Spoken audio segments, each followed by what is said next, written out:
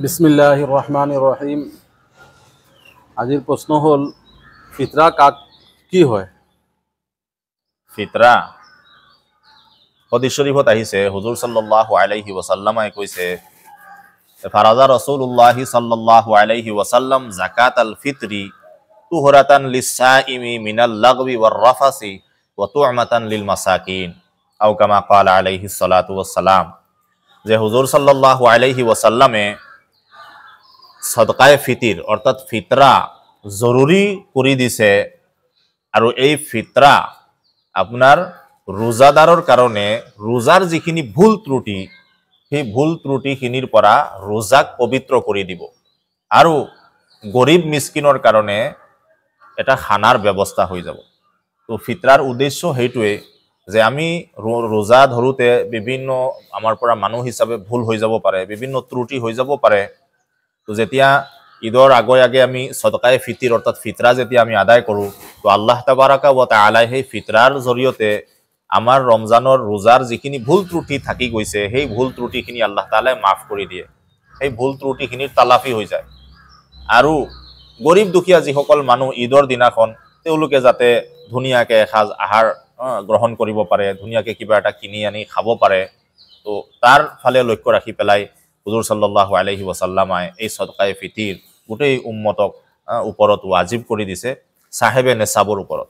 সাহেবে নেসাব অৰ্থাৎ যাৰ উপৰত জাকাত ওয়াজিব তেওঁৰ ওপৰত ফিতৰাও ওয়াজিব। আৰু এটা প্ৰশ্ন হল ফিতৰা কাৰ উপৰত ওয়াজিব হয়? সেইটোৱে ফিতৰা সাহেবে নেসাব, যি ব্যক্তিৰ জাকাত ওয়াজিব হবলৈ যিমানখিনি মালৰ প্ৰয়োজন সিমানখিনি মাল যদি কোনো ব্যক্তিৰ থাকে তেওঁৰ ওপৰত ফিতৰাও ওয়াজিব হ'ব। কিন্তু দুইটাৰ মাজত অকণমান পাৰ্থক্য আছে। পাৰ্থক্যটো হ'ল যে জাকাত ওয়াজিব হবলৈ এবছৰ সম্পূৰ্ণ হ'ব লাগিব। যে আজি মই 52.5 তোলাৰ ৰূপ বা তাৰ মূল্যৰ মালিক হৈ গলো, কাইলে মোৰ ওপৰত জাকাত ফৰজ হৈ নাযায়। এবছৰ কমপ্লিট হ'ব লাগিব, আৰু এবছৰ কমপ্লিট হোৱাৰ পিছত যদি সেই মালটো মোৰ ওচৰত যদি থাকে তেতিয়াহে তাৰ ওপৰত জাকাত আহিব। কিন্তু ফিতৰাৰ ক্ষেত্ৰত তেনেকুৱা নহয়। আজি যদি মই মালিক হৈছো, যদি ঈদৰ আগদিনাখনো যদি কোনোবা মালিক হৈছে বা ঈদৰ দিনাখনো যদি কোনোবা সেই মালৰ যদি মালিক হৈ গৈছে, তেওঁৰ ওপৰত ফিতৰা ওয়াজিব হৈ যাব। তো ফিতৰাৰ কাৰণে এবছৰ কমপ্লিট হওয়াটো শৰ্ত নহয়, জাকাতৰ কাৰণে এবছৰ কমপ্লিট হওয়াটো শৰ্ত। আৰু এটা প্ৰশ্ন হল গৰিব মানুহে ফিতৰা দিলে আদায় হ'ব নেকি? আদায় হ'ব, ফিতৰা দিয়াৰ সওয়াব পাব। কিতাবত লিখিছে যে কোনো গৰিব ব্যক্তিয়ে যদি ফিতৰা আদায় দিয়ে, কাৰোবাক ফিতৰা দিয়ে, তেতিয়াহ'লে তেওঁ ওপৰত ফিতৰা ওয়াজিবটো নহয়, কিন্তু ফিতৰা যদি দিয়ে ফিতৰাৰ যি সওয়াব সেই সওয়াব পাব তেওঁ। আৰু এটা প্ৰশ্ন হল ফিতৰা কেতিয়া দিব লাগে?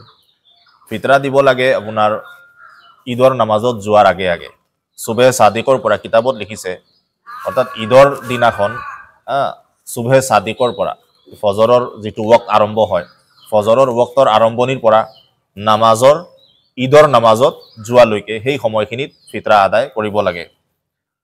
যদি কোনোবাই ৰমজান মাহতো দি দিছে, ঈদৰ আগত ৰমজান মাহতো যদি ফিতৰা দি দিছে, সেইটো আদায় হৈ যাব। ৰমজানৰ আগত দিব নালাগে। আৰু সেইফালে ঈদৰ নামাজৰ যদি আগত কোনোবাই দিব পৰা নাই, ঈদৰ নামাজৰ পিছত দিছে, আদায় হ'ব, দিব পাৰিব। কিন্তু বেছি ভাল উত্তম হল ঈদৰ নামাজৰ আগে দিয়া। আজি আমাৰ প্ৰশ্ন ইমানেই। খুদা হাফিজ।